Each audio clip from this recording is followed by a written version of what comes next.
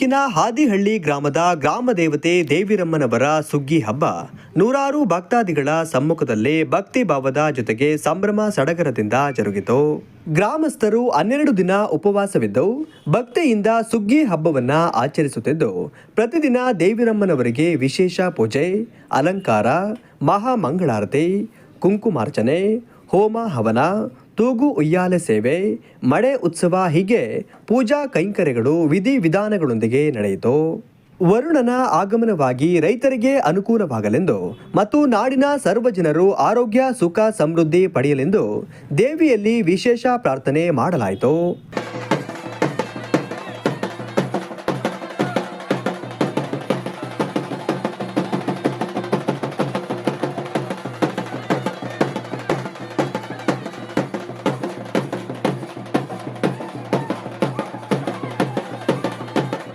ಕಲ್ಲಹಳ್ಳಿಯಿಂದ ಕೆಳ್ಳಹಳ್ಳಿವರೆಗೂ ವಿಸ್ತಾರವಾಗಿರುವ ಹಳ್ಳಿಯ ಜನರು ನೂರಾರು ಸಂಖ್ಯೆಯಲ್ಲಿ ಭಾಗವಹಿಸಿದರು.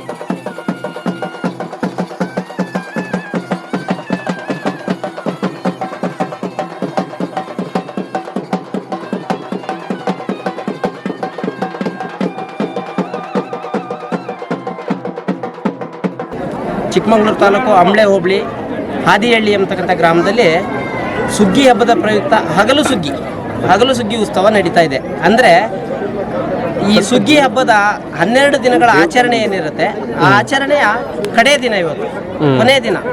ಇಲ್ಲಿ ತನಕ 12 ದಿನ ಅಂದರೆ ಮೊದಲನೇದಾಗಿ ಉಪವಾಸ ಮಾಡೋದ್ರಿಂದ, ಉಪವಾಸ ಏನು ಸಾರ ಹಾಕೋದ್ರಿಂದ ಪ್ರಾರಂಭವಾಗಿ ಉಪವಾಸ ಪ್ರಾರಂಭವಾದರೆ ಆ ದಿನದಿಂದ ಗ್ರಾಮದಲ್ಲಿ ಇರ್ತಕ್ಕಂಥವ್ರು ಬಿಟ್ಟು ನಮ್ಮದೇ ಗ್ರಾಮದವರು ಹೊರಗಡೆ ಇದ್ದರೆ ಅವ್ರಿಗೆ ಒಳಗಡೆ ಪ್ರವೇಶ ಇಲ್ಲ. ಆ ದಿನ ಒಳಗಡೆ ಇದ್ದವರಿಗೆ ಹೊರಗಡೆ ಹೋಗ್ಲಿಕ್ಕೆ ಅವಕಾಶ ಇಲ್ಲ.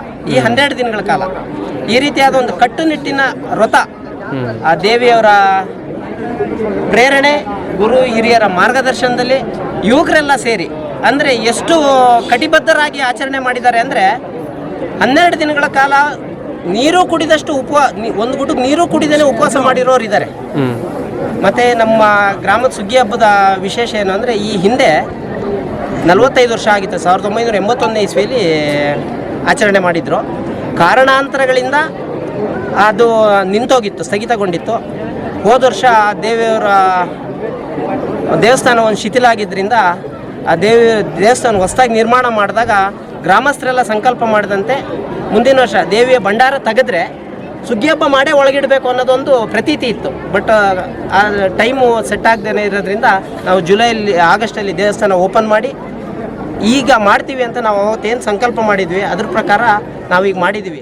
ಈ ದಿನ ಕೊನೆಯ ದಿನವಾಗಿರುವುದರಿಂದ ಆ ದೇವಿಯನ್ನು ಉಯ್ಯಾಲೆ ಮೇಲೆ ತೂಗಿ ಹಾಡಿ ಹೇಳಿ ಆಕೆಗೆ ಒಂದು ಆರಾಧನೆ ಮಾಡಿ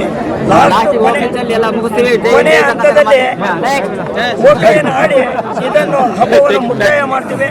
ಒಂದು ಇತಿಹಾಸ ಪ್ರಸಿದ್ಧಿ ಇದೆ. ಅದೇನಪ್ಪಾ ಅಂತಂದ್ರೆ, ಆದಿಚುಂಚನಗಿರಿ ಇವತ್ತೇನಿದೆ ಅದು ಹಿಂದೆ ಹಾದಿಹಳ್ಳಿ ಆಗಿತ್ತು ಅಂತಕ್ಕಂಥದ್ದು ಹಾಗೆ ಈ ಗ್ರಾಮ ಕೂಡ ಹಾದಿಹಳ್ಳಿ ಅಂತ, ಇದು ಬರಬರ್ತಾ ಕರೆಯದ ಸಂಕಲ್ಪದ ಮೂಲಕ ಇದು ಹಾದಿಹಳ್ಳಿ ಆಗಿದೆ. ಇಲ್ಲಿ ದೇವಿರಮ್ಮನವ್ರದ್ದು ಒಂದು ವಿಶೇಷ ಏನು ಅಂತಂದರೆ, ಈ ದಿನ ಇದು ರಾತ್ರಿ 1 ಗಂಟೆಗೆ ನಿಶ್ಶಬ್ದ ವಾತಾವರಣದಲ್ಲಿ ಆಕೆಯನ್ನು ಮಾಳಿಗೆಗೆ ಕೂರಿಸ್ತಕ್ಕಂತಹ ಒಂದು ಪ್ರತೀತಿ ಇದೆ.